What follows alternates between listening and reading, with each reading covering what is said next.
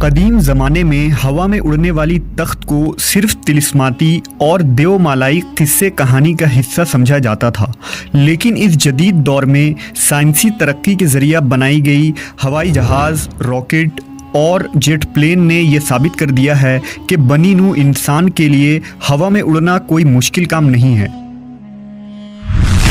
لیکن آج سے ہزاروں سال قبل اللہ کے نبی حضرت سلیمان علیہ السلام کو ایسی اڑنے والی تخت عطا کی گئی تھی جو آج کی ہوائی سواری اور جہازوں سے کئی گنا زیادہ تیز رفتار تھی، اور جس کی خصوصیات اتنی زیادہ تھی کہ آج کے ہوائی اور خلائی جہاز اس تخت کا 10% تک بھی نہیں پہنچ سکتی۔ حضرت سلیمان علیہ السلام اللہ کے ایسے برگزیدہ نبی تھے جنہیں منصب نبوت کے ساتھ ساتھ عظیم ترین بادشاہت و حکومت سے بھی نوازا گیا تھا۔ آپ علیہ السلام نے 700 سال سے بھی زیادہ مشرق سے مغرب تک تمام مخلوقات کو زیر کیا اور ان پر حکومت کی۔ یہ عظیم الشان بادشاہت آپ کی اس دعا کا نتیجہ تھا جو آپ نے بارگاہ خداوندی میں کی تھی۔ حضرت سلیمان علیہ السلام نے اللہ سے یہ دعا فرمائی تھی کہ اے میرے پروردگار، مجھے ایسی بادشاہت عطا فرما جو میرے بعد کسی کو بھی نصیب نہ ہو، بے شک تو بڑا عطا فرمانے والا ہے۔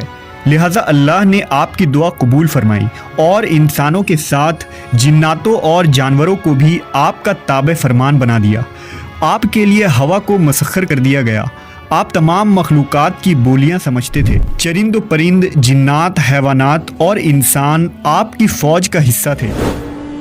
جب حضرت سلیمان علیہ السلام نے حکومت سنبھالی تو آپ نے ایک شاندار تخت بنوانے کا حکم دیا جس کی لمبائی 3 کوس تھی۔ جناتوں نے اس عظیم تخت کو بڑی محنت اور ہنرمندی سے کئی سالوں میں بنا کر تیار کیا۔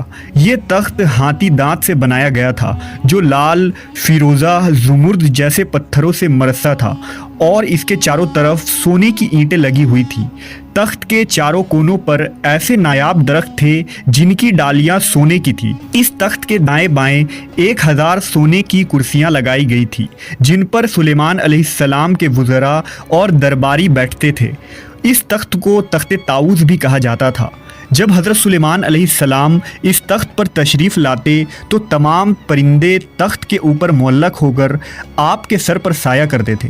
جب حضرت سلیمان علیہ السلام حکم دیتے تو یہ تخت ہوا میں معلق ہو جاتا اور ہزاروں کوس کا سفر چند لمحوں میں پورا کر دیتا۔ آپ اس تخت پر بیٹھ کر چند گھنٹوں میں ایک ملک سے دوسرے ملک کا سفر کیا کرتے تھے، جیسا کہ اللہ نے قرآن مجید میں فرمایا، اور ہم نے سلیمان کے لیے ہوا کو مسخر کر دیا کہ صبح کی منزل مہینے بھر کی ہوتی تھی اور شام کی منزل بھی۔